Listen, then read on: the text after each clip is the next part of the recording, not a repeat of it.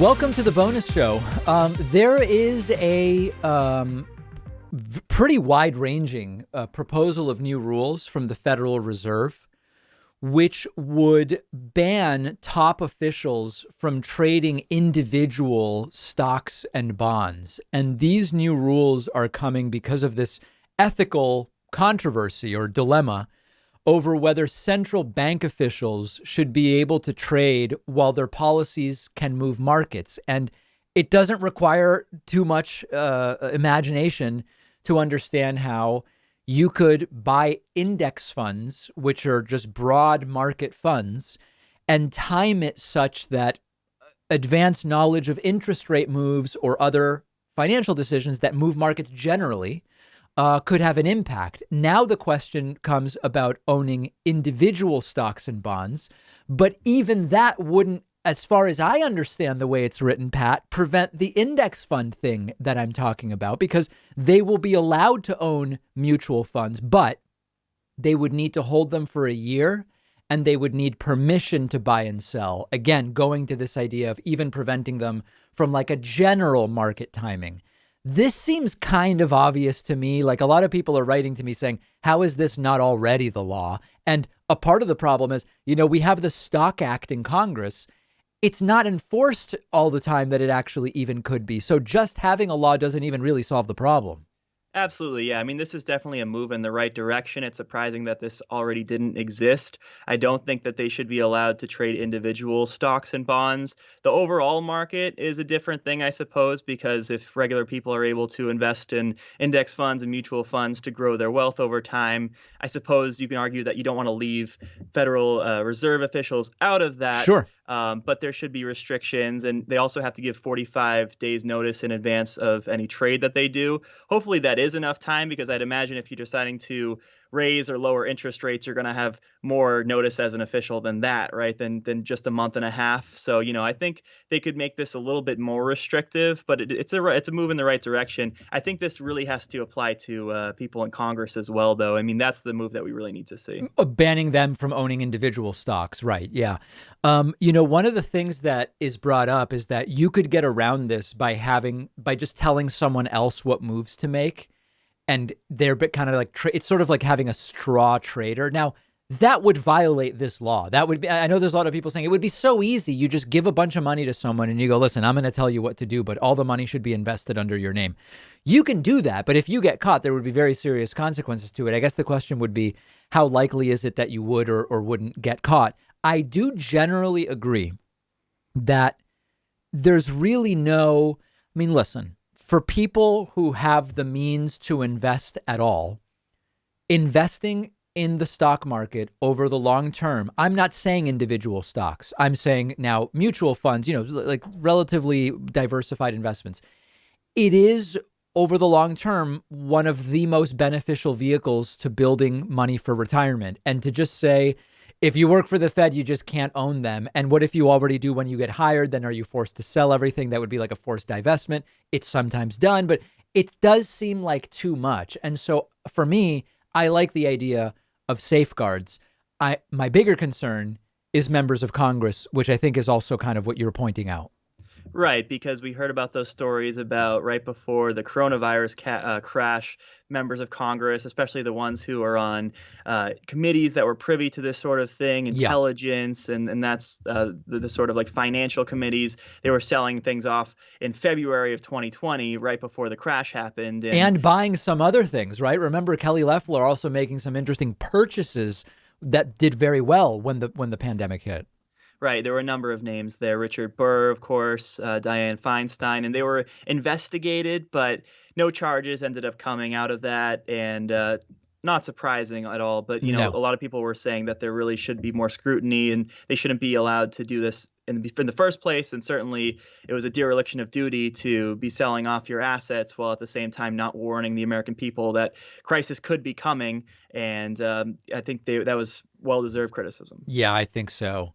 We've been following the different impacts of vaccine requirements on different industries. The airline industry, for example, educators in different places. on health systems. We've talked about the impact of vaccination requirements on a lot of health systems. One area where this is becoming a big deal is law enforcement. And we've seen a variety of law enforcement members and first responders turn in their boots, as it's called. And some of these are like very, very dramatic, stage managed filming events where these law enforcement people are filmed walking up steps defiantly with their boots and leaving their boots on steps to show all the empty boots and all this different stuff. Okay, it's relatively few on a percentage basis. Republican Florida Governor Ron DeSantis now wants to bring the anti-vax police officers to the state of Florida. Now, most of these officers would eventually likely work for municipalities. So what Ron DeSantis wants to do is sign legislation which, if you're hired from out of state into Florida by a municipality, the state government of Florida would give you a $5,000 relocation bonus. And DeSantis says, listen, most first responders have had COVID and recovered, so they're immune. I don't know that most to me means 50% plus one. I don't know that that's even really true. I know that rates are really high, but I've not seen that data. Yeah, that is very, very high. And if you got COVID during the early stages of the pandemic, do you still even have antibodies too? Can you say that those officers are immune? I don't think so. And Ron DeSantis saying, if you're not being treated well, we'll treat you better. We can use you. We'll compensate you. We'll give you the $5,000. I mean, listen, my instinct is we talk about most cops are good and they want to do what's good for their community. And you've got these bad apples that can spoil the whole bunch for sure.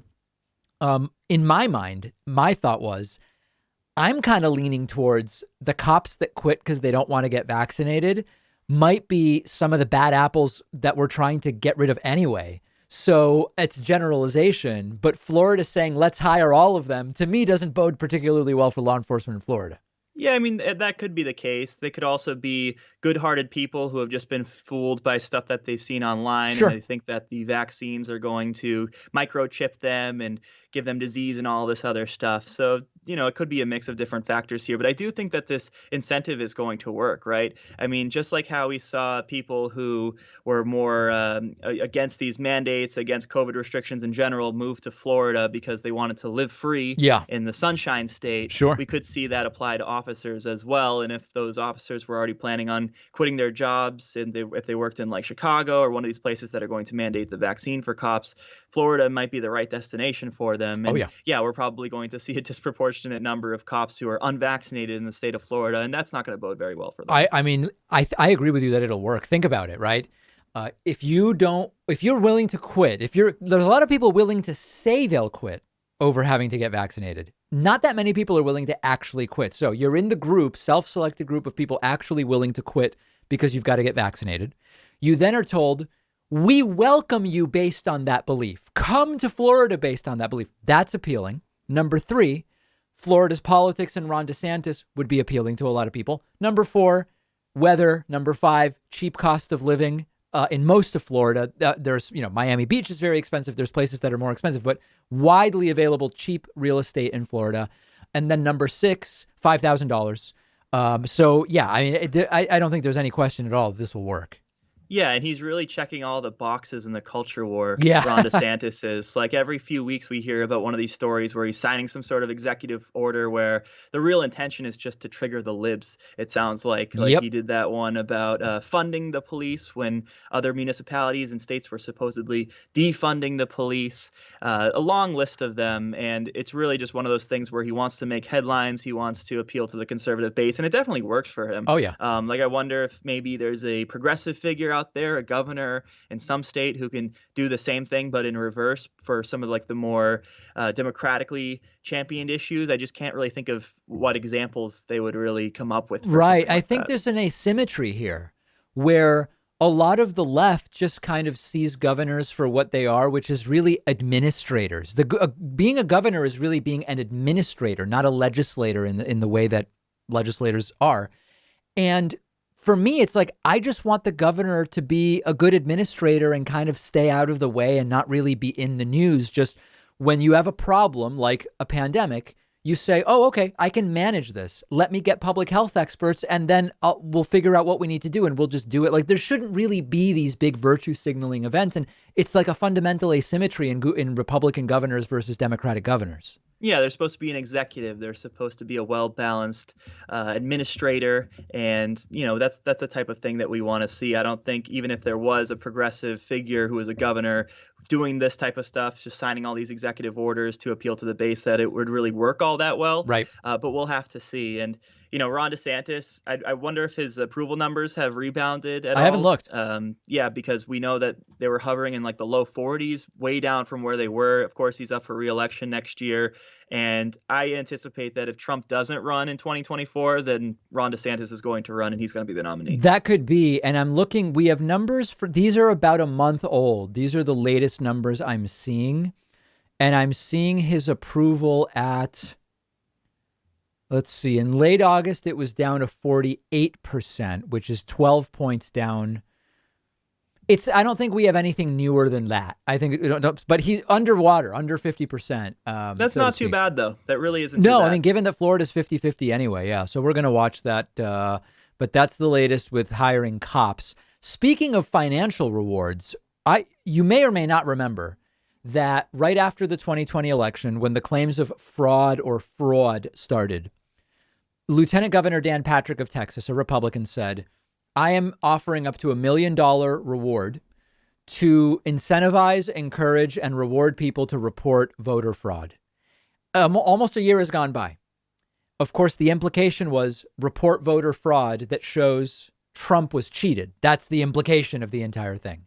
The first reward has finally been paid, $25,000, and it's been given to a Democrat in Pennsylvania who reported a Republican man for having voted twice. So we have so far a sample of one, Pat, and it's a Democrat who reported the illegal voting of a Republican. Yeah, not surprising at all. I mean, Republicans have gone on and on about voter fraud and how it's this rampant issue across the country. But what they would never do is point to how it's supposedly one-sided, right? Like it's all Democrats voting fraudulently in favor of Democratic politicians. Yep.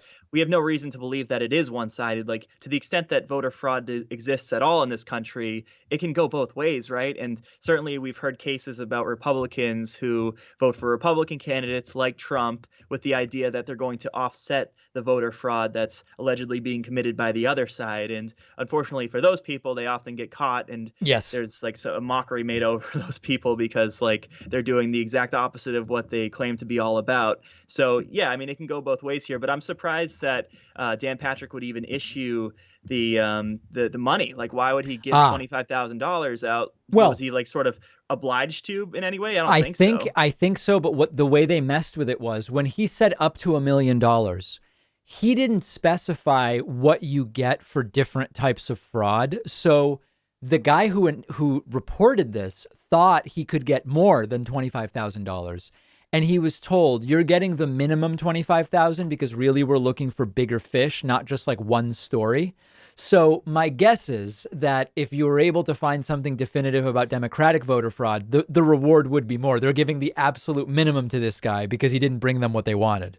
But even so, like, is there any sort of like contractual obligation to give this guy anything? Like, I don't know that they came up with a bounty, but, does he actually have to pay it out? Like, clearly this doesn't fit their narrative. Clearly right. This is not the type of voter fraud that they wanted. Yeah. I'm sure he would have been able to get away with not paying this guy anything, but maybe $25,000 just wasn't a big deal to him, or they just wanted to shut him up, or, not make a big story out of this. But, it is kind of funny how it worked out. Yeah, I think that it could have just become a story if the guy was denied any money at all. And that's probably at least partially responsible for why they gave him something. Honestly, they probably could have given him even less than $25,000. Yeah, they probably could have. I mean, this reminds me of when I called the Trump War Room a bunch of times after the election to troll them. Of course, the Trump War Room was set up by Trump's campaign team, and the idea was they could get people from around the country calling in and reporting instances of voter fraud. But of course, it had to get shut down because people like me were pranking it so much. But yeah, I got some good calls in. I said that I wanted to report some voter fraud information that I learned about on Sean Hannity's program. Yeah. I reported a Democrat voting Not anything more than that. Just someone who I knew to be a Democrat voting, and I said that I, in fact, did voter fraud because I voted so many different times. And I think about half the time they believed me, half the time they didn't believe me. Well, but it didn't made you for some also good content. report? You also reported me for offering illegal membership Oh discounts, yes. I think. Yes, David Parkman. I said that he was offering illegal membership discounts. And then another person that I reported was named Rudolph Giulianis. It lasted like 5 days, right? I mean, they just couldn't keep up with the number of prank phone calls. Yeah, it was up for about 5 days, and then it went down for a few days, and then it came back. And Oh, so, huh. I was really committed to it, but eventually they had to get rid of it because it Yeah. just wasn't working well. Yeah, it also wasn't uncovering any actual voter fraud, which was, I guess, sort of like the point of the entire thing. And once they didn't really get the information they needed, didn't really make sense to keep it going either. And also, I wonder if you had to guess, how much do you think the people running the voter fraud lines were getting paid? Do you think it was like a very low paid job, or that these were considered skilled workers to some degree? It was most likely a low-paid job, and they were probably also holdovers from the campaign. Like, they were Oh, probably doing some different job, fundraising for Trump, taking phone calls, phone banking, that sort of thing during the interesting. campaign, and they shifted to this. Yeah. So, I don't envy those people. They were probably put in a difficult situation to begin with, and I bet Yeah. most of them didn't even buy what they were doing, and they probably thought it was BS, but they had to go along with it. I would have preferred to be the person famously bringing the sandwiches to the poll workers, which was the source of more suspicion in Michigan. As you remember, there were not enough sandwiches brought. But I would have rather that than have to pick up phone calls for so-called voter fraud. So that's what's going on there. If you know, it does seem like there's an opportunity. If you know of some voter fraud that took place, you can report it and I guess maybe get some money. The guy who got the 25K said he's donating some to charity and then he's putting some towards a house. Okay, so good for him. Picked up 25 grand. Now, I wonder if you pay, is this taxable? Is it considered a lottery, a reward? I don't know. I If think you it pay would be. tax, it would be Yeah, taxable, you think? I think it's taxable. Okay. So basically he got 18 grand, That's good. part of which went to charity and Given part the for, workload, that's a pretty good rate. yeah, well, we don't know how much the guy had to go through, I guess. We'd have to find out, but seems like a good hourly rate for sure. Yeah. Okay. That does it for today. We're here all week, folks. I'll see you tomorrow.